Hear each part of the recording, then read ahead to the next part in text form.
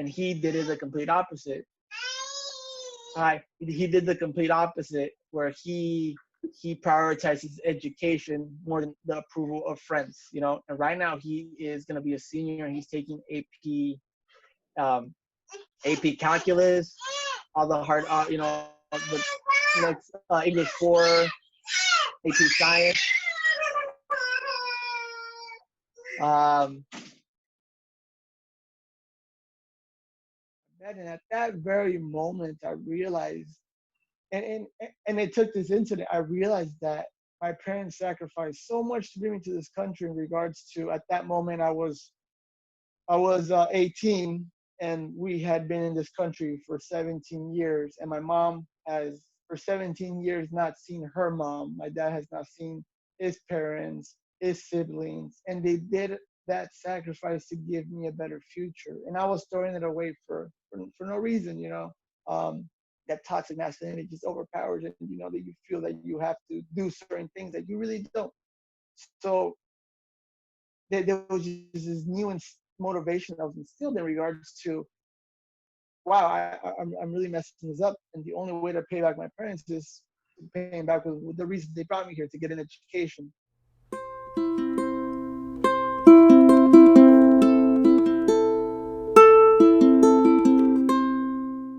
Thank you for coming on board. I went to Cima as a delegate 2007. So that was before I became a senior at Everett High School. My counselor, Lillian Ortiz, was the one who pushed me to go. She really insisted. I kind of didn't want to go, but she just, was very persistent. So I went. And then the summer of 2008, I had graduated, and I went as a JC. And then the summer 2009, I went as a JC again. And then 2010, 11, and 12, I took off. I wasn't able to go. I just had other things coming up during the summer that I just couldn't go. But I went back 2014 up until now. So yeah, I've had a relationship with La Cima since 2008. That is 12 years. And now in my position as Director of Youth Outreach for the Mukilteo YMCA, I make sure we're able to send kids, because it's just very important, because each school has a max allotted of 12 students per high school, and normally there's no school that sends all 12 students. But and that's just basically no one is advocating for them to go. Me, I get my employer list, the YMCA and the school district, to kind of collaborate in a partnership to send out 12 kids.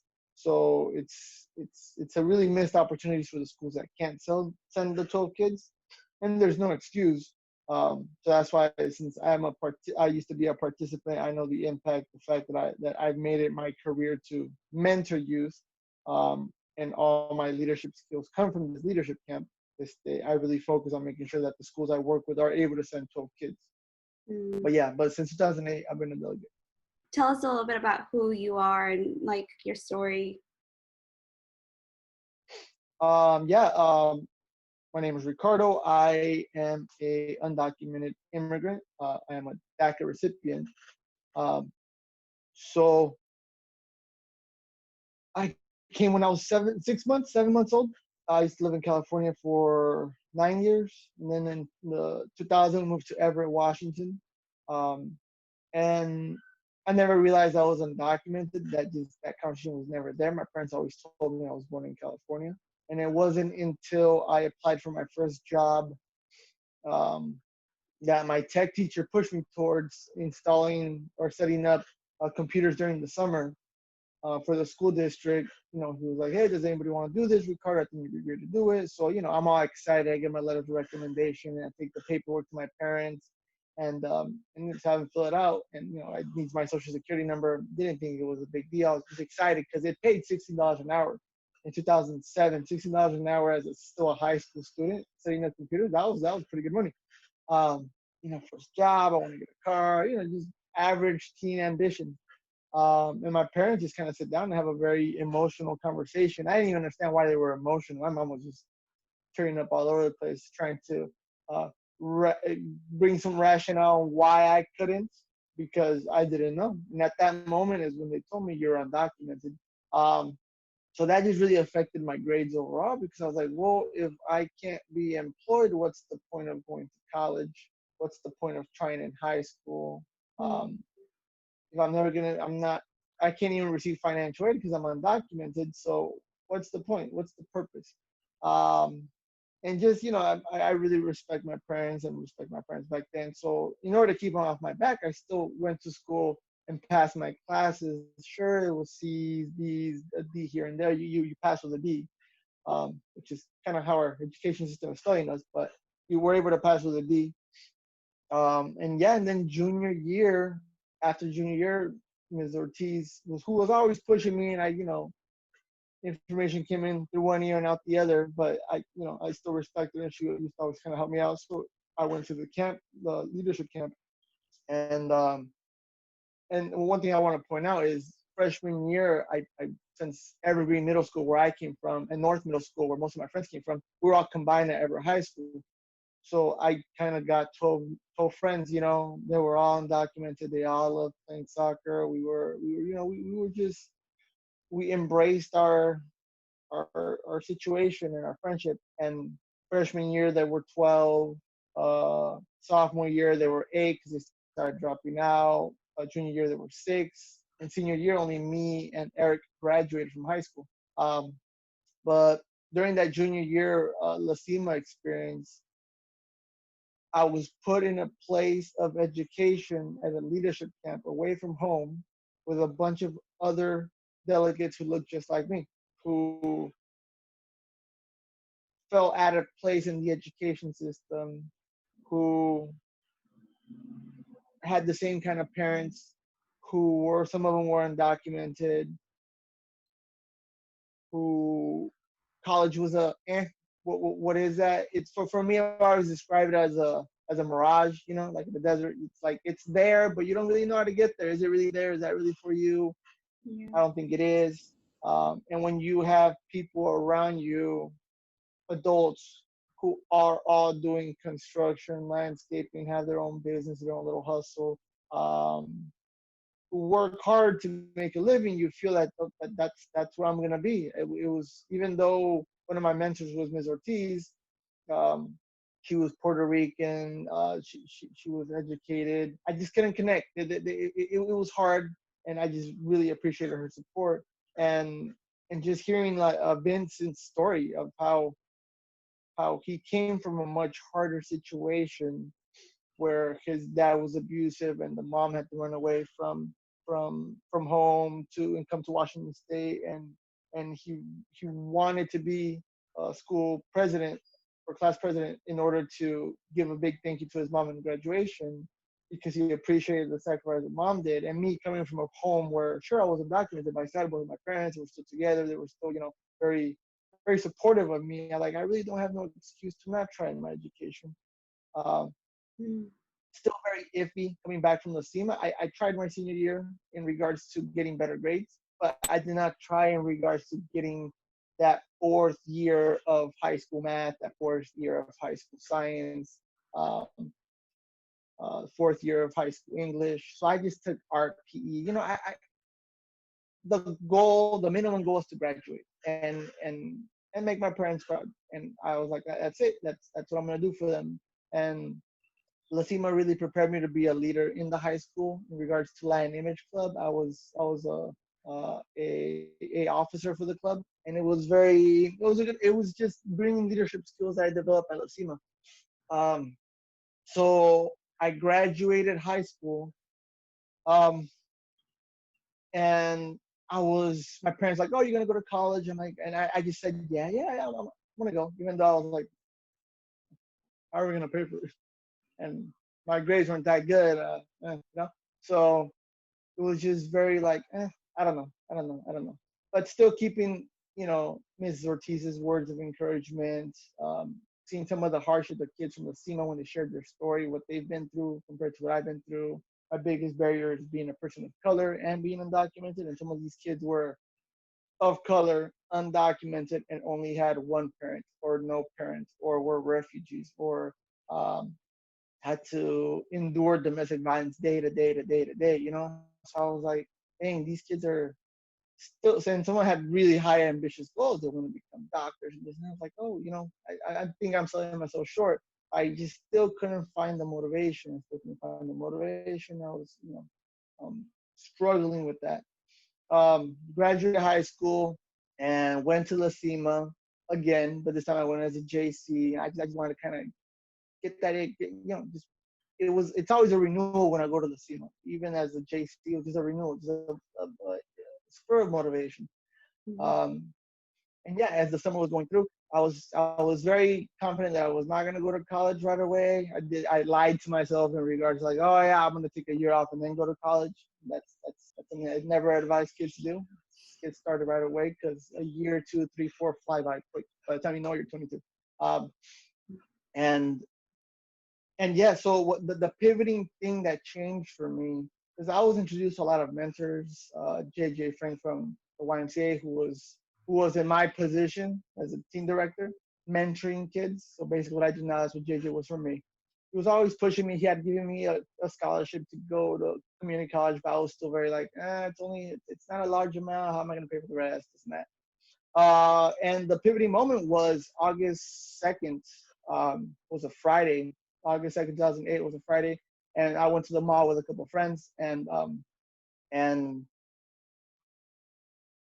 and it was just me and two other friends, but everybody else went to a party at quinceañera at a local hall that we all knew. And it was, we were like, there's another quinceañera tomorrow. Why go today? And at that quinceañera, five of my friends got jumped by a gang from Casino Road in Everett.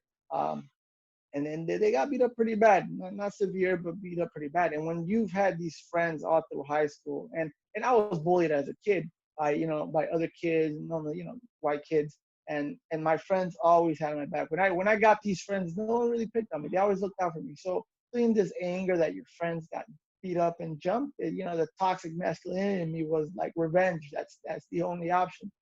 So the next day was August 3rd, a Saturday, and we went out looking for the gang. There was three parties that day, and we were gonna go to all of them until we found them. First hall we go to, that's where they're at, to Quinceañera. We get there early, we start calling everybody up.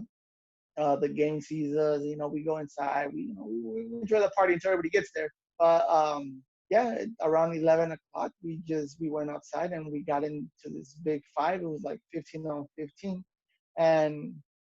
And the fight only lasted like 5 minutes because the cops got there. So we all ran inside. And when I got inside, my friend lifted up my shirt because my shoe had blood and I was bleeding from my side. Um, so I got stabbed. So they laid me on the table. The ambulance couldn't get in because it was still a dangerous situation outside. A lot of the gang members got arrested because as gang members they have stuff on their record, and so they had warrants. So the cops come in, they're able to escort me to the ambulance. And as I'm walking there, the cops are asking like, hey, if we look into your record, are we gonna find the same thing as everybody else? I'm like, nah, I was just trying to break up the fight, trying to talk myself out of it. In the ambulance, they realized I got stabbed 3 times in total. So liver side, back, and like lower back. And yeah, as I'm arriving to the hospital, my dad's already there because somebody, there's a lot of people we knew, so somebody had already called my dad, and he's there. And my dad's always been one who is very uh, big on avoiding conflict, especially in regards like, hey, you're undocumented, avoid conflict. Hey, never, there's no need to fight, So I thought he was gonna be like very disappointed and mad at me, but he took the comedic approach of just trying to make me laugh. He's not like, hey, you should have bobbed and weaved a little more. He's trying to be funny about it, and it was just his concern wasn't in his face, but his words were different.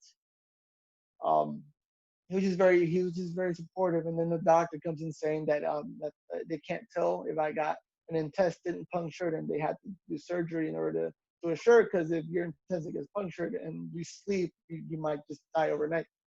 So I had to get surgery. I got my cool scar.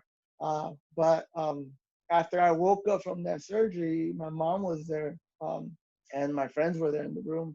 My mom was just crying next to my bed, and at that very moment, I realized, and and and it took this incident. I realized that my parents sacrificed so much to bring me to this country. In regards to, at that moment, I was 18, and we had been in this country for 17 years, and my mom has for 17 years not seen her mom. My dad has not seen his parents, his siblings, and they did that sacrifice to give me a better future. And I was throwing it away for no reason, you know. Um, that toxic masculinity just overpowers it, you know, that you feel that you have to do certain things that you really don't. So there was just this new motivation that was instilled in regards to, wow, I'm really messing this up, and the only way to pay back my parents is paying back with the reason they brought me here, to get an education.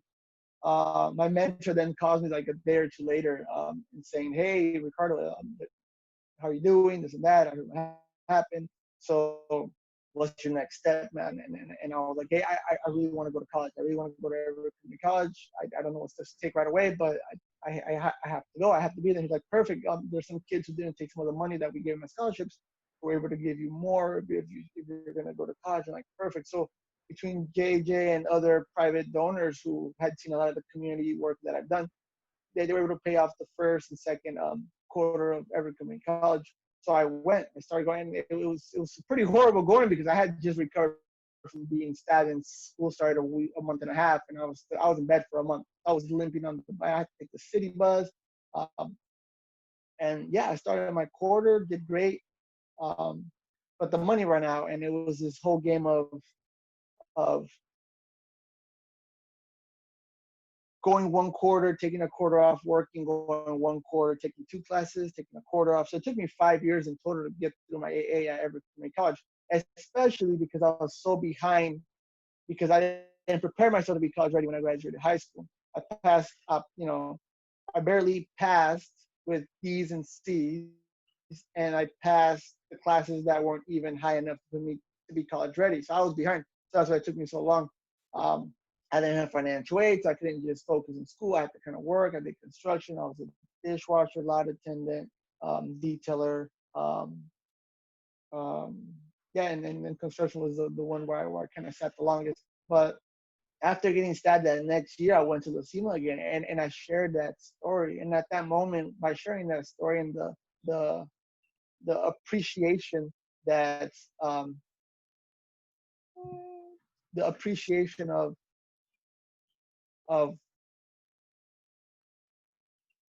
other kids being wowed by the fact that, you know, that because kids kids were resonating with my appearance, my struggle, and there's a lack of male role models and mentors that are missing, and the fact that I appealed to that void, um, and was really focusing on my education.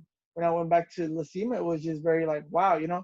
So I realized, hey, I'm a leader. I could be a mentor. I could warn kids about like, hey, freshman year is the most important year that in high school, because that sets you up for the rest of it. You don't want to be playing catch up senior year. So and since I was so close to their age, because I was 19, 20, 21, I was just mentoring, and I got to and all these skills in regards to leadership and mentoring were all come from the Cima. And at every community college, we reinstated MECHA, and you know that's where a lot of my friends that I still have now, who are advocates, activists, mentors, we were running a club where our focus was just mentoring middle schoolers in high school, middle schools in high school. Uh, Along with Irvin and my wife Vanessa, we were leaders in that club, and we were mentoring. And it was a conversation that we took to Everett High School, where we went to go talk to students about, hey, we're undocumented. Some of us are undocumented, and we're going to college, and it really opened the eyes for a lot of other kids. Um, Sergio, who also goes to the Cima and is actually my coworker at the Y, he heard this conversation from undocumented immigrants talking to him at a high school, and motivated him to go to college too. So, I realized the power we had as Latinos, as male Latinos, trying to motivate other kids to not fall through the gaps of the faulty education system that does not prioritize our our education. The fact that they just get us to graduate with these, and that's okay, but don't really set us up for what post-secondary education is like. Myself, I only made it because my parents were so supportive of me taking so long to get to school. It took me 8 years to get my bachelor's, because it was on and off, on and off, on and off, on and off. Um, and then after taking those 3 years away from the Cima, I told my friends like, hey, there's a leadership camp. I went to it as a participant, as a JC. Let's go. I got Irvin, my wife, and others to go, and they loved it. It was just a very amazing experience. And even kids, even for example, Irvin was just in such wow. Like if I would have had this experience a lot sooner, I would have taken a completely different path. And and from the kids that I've sent and such, I've seen the impact that Cima does on them. Um, that's why my focus is always to send kids to find the biggest barriers, financial assistance to send the kids. So we always try to remove those barriers. So yeah, 2014, I had graduated Everett Community College. I was going to the Cima, and Vincent told me, no, we want you as an SC. I was a senior counselor for my own delegates, and I was exercising my leadership skills. Um, I took 2014, the first part of it. Um, I went to UW Boston. I applied. I got in for my business degree, and it was still. I was my leadership skills in my community brought awareness from a lot of people that when I graduated Everett Community College, I said I'm gonna wait a year because there's no way I could afford $5,000 in tuition every quarter. It was a legitimate reason. I was not trying to, trying to be intimidated off by the institution, but financially there was no way. Um, Bill Reed, my accounting professor at Everett Community College, saw the leader I was, saw the motivation I had, and saw that my reason to not go right away was financially, that barrier. At him running a scholarship grant, he said, Ricardo, I'm going to give you $3,000 for you to go to UW Bothell. You put 1,000, you get 4,000, you figure out the rest, and that would take away the excuse of you not going to school right away. So I took 2 classes, and I went to UW Bothell in the winter quarter because I wasn't prepared to go fall quarter because I thought I wasn't going to go. So he mentors that saw the work I was doing, the leadership work that I was doing, that I'll stem from the Cima, were so moved by by my momentum, my need, and my goals that they helped get me to where I needed to be.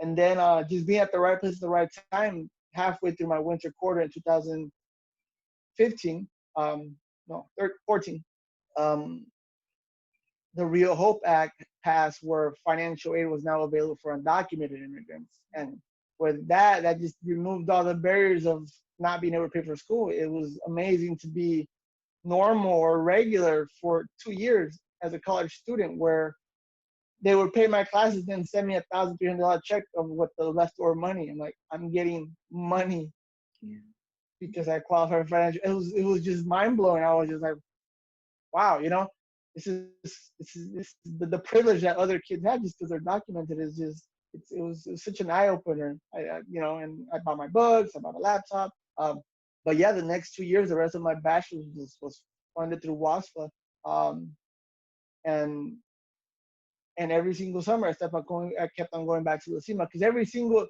the year before I started my bachelor's, we were mentoring a lot of kids from North Middle School, Everett High School, and we really had to take a step back because a lot of us had.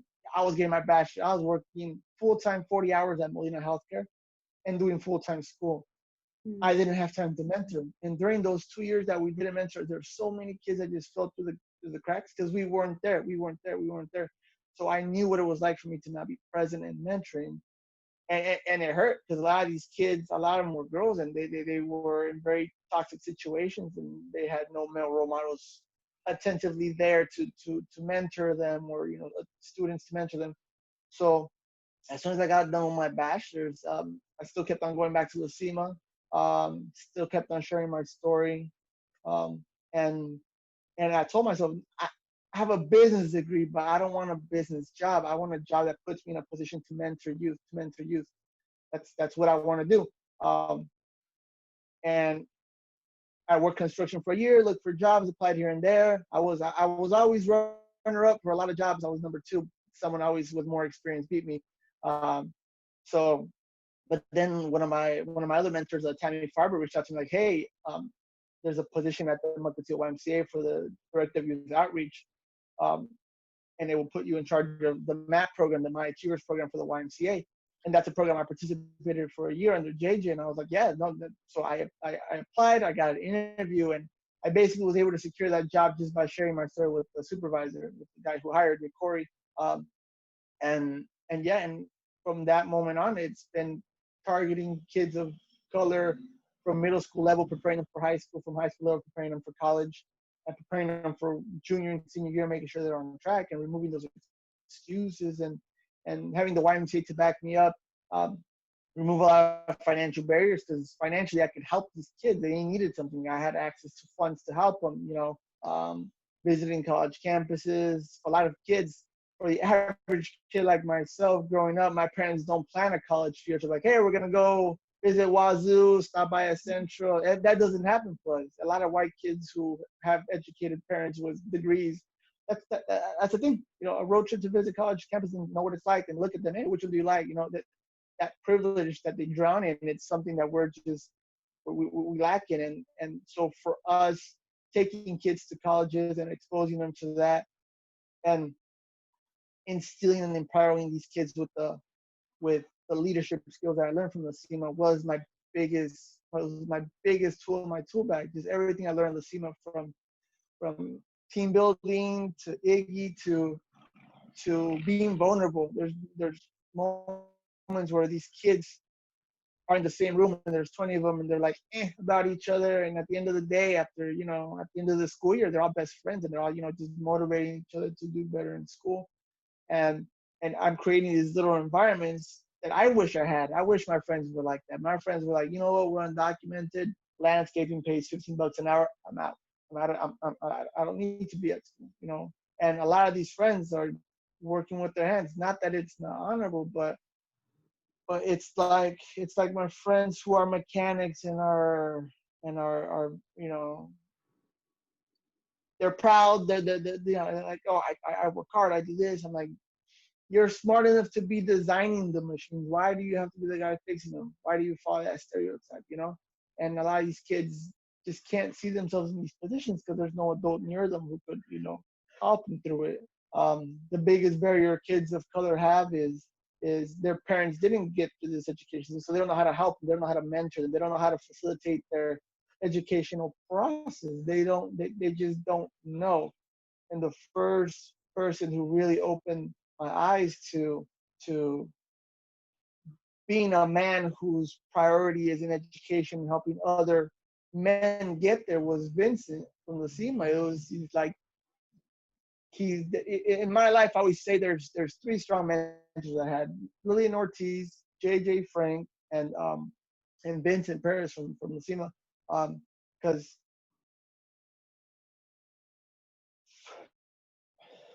my dad is an amazing person. He's the regular Mexican dad. He's hardworking. He wakes up early, no sick days, even though he's sick. Um, Remember when he used to work? The only times I ever saw him take 2 weeks off was when my little brothers were born. When my little Eduardo was born, he took 2 weeks off. Diego was born, 2 weeks off.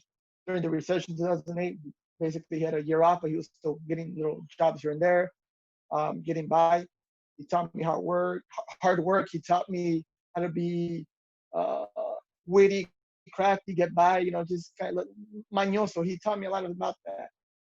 And himself, when he was younger, he always wanted to go to school, but his dad didn't support it.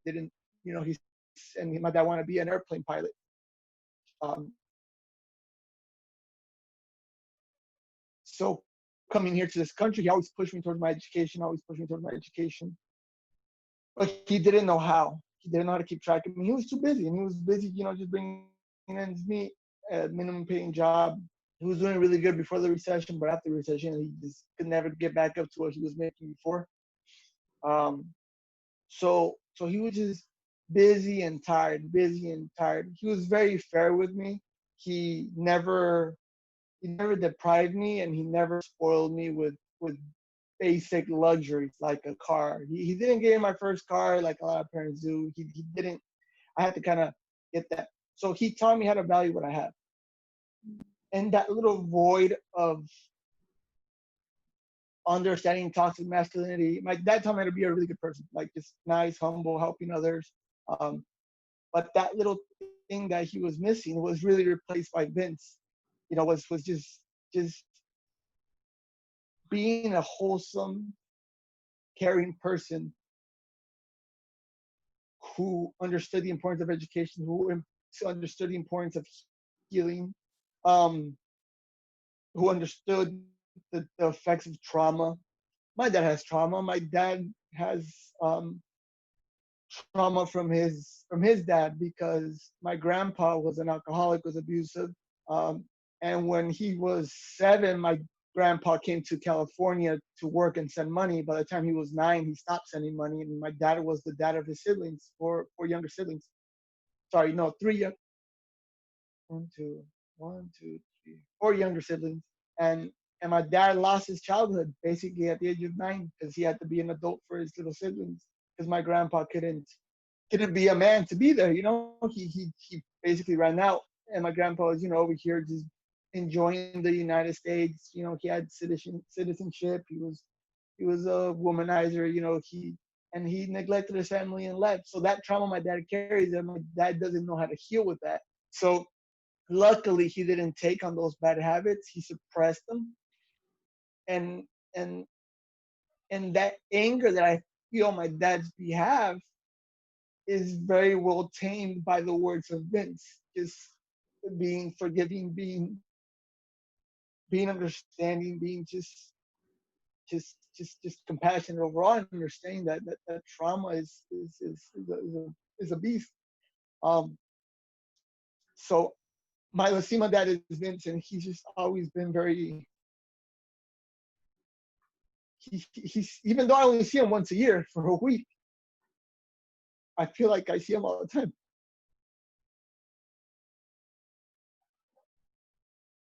Favorite memory?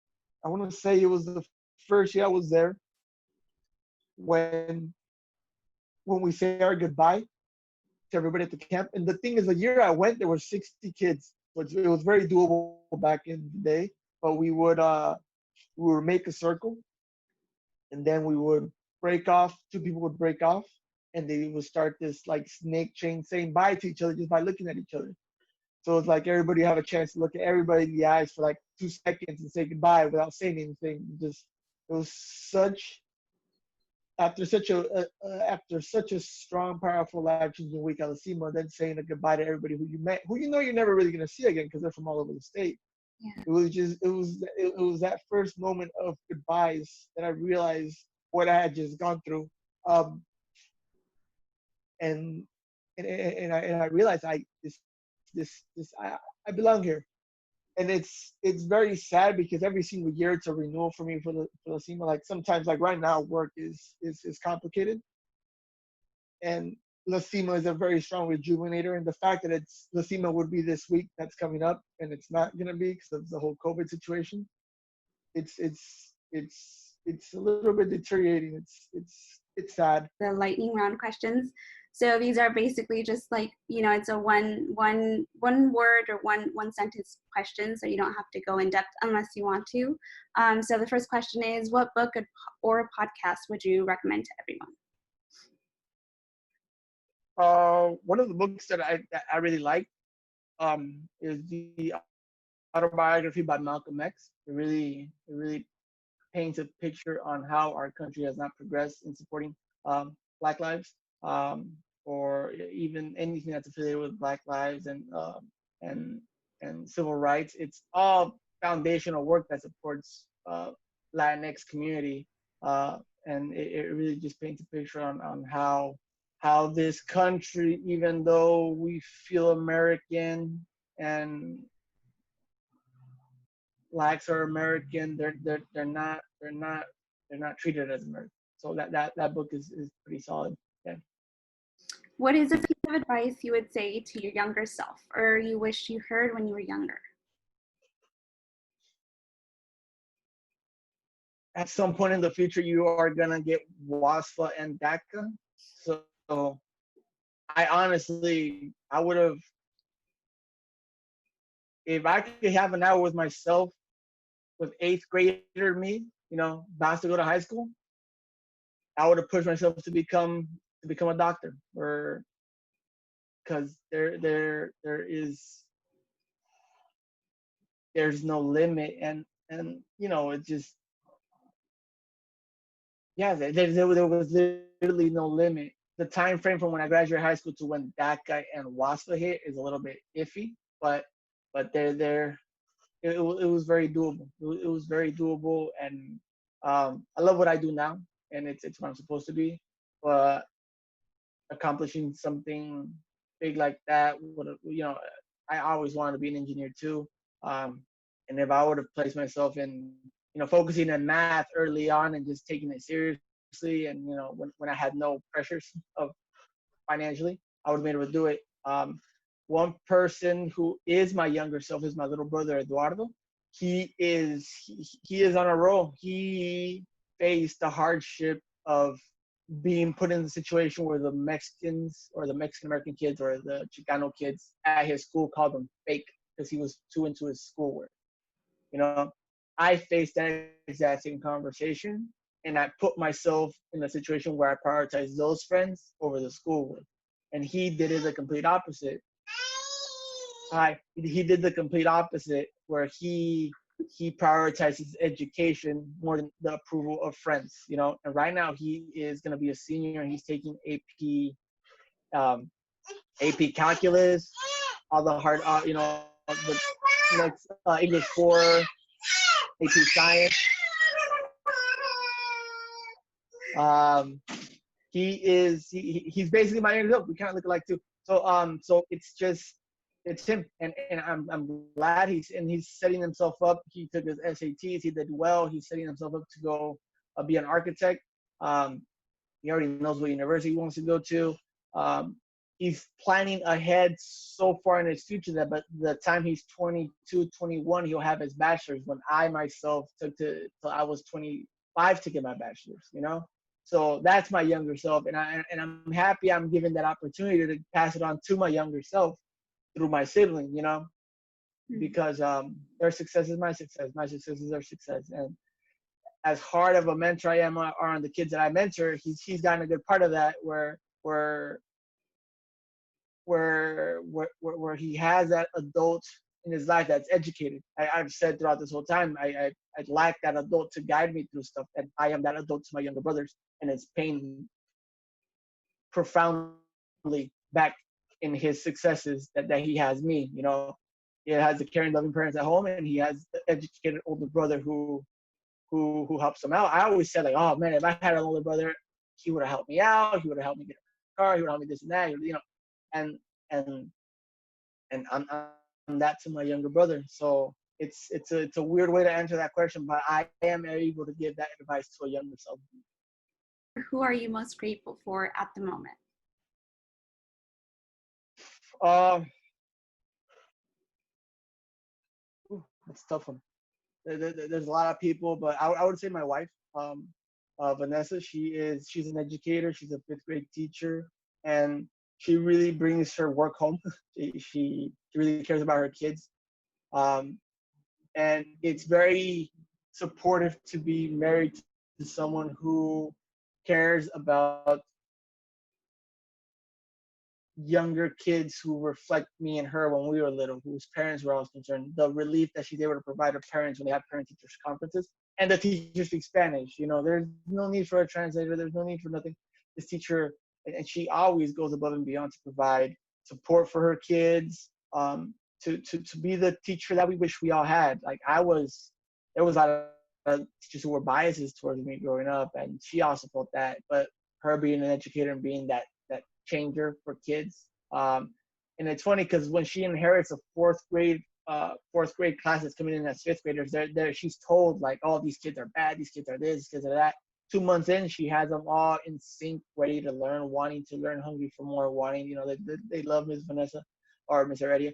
And so yeah, so my partner is very, very, very a person who I'm very grateful for, because we just align so well in our life missions and goals, and it's very fulfilling to have that. A lot of people don't have that, um, and I guess I add on that my daughter just kind of really made me be I'm a very angry person due to how things work out in regards to kids falling through the cracks. And my daughter's been able to calm me down a lot, that impulsiveness, just like, oh, yeah, I have a daughter.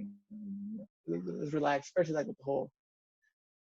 But anyways, but yeah, so my daughter, my wife, and yeah, just all those other mentors around me who mentor with me, Sergio Urban. Yeah, I'm just, it'd be a very lonely battle if I was just doing it by myself and then my friends weren't part of the battle. It'd be it'd be a very uphill, very unmoralizing. But the fact that my friends are there too, and we're really good friends, and they're all about the work, wanting to make, hey, this kid can't pay for his books, for his things, and between us, we pocket some money and we make it happen. It's just amazing to have that kind of support network. So I'm just grateful for my friends and my wife and my daughter. Thank you so much, Ricardo.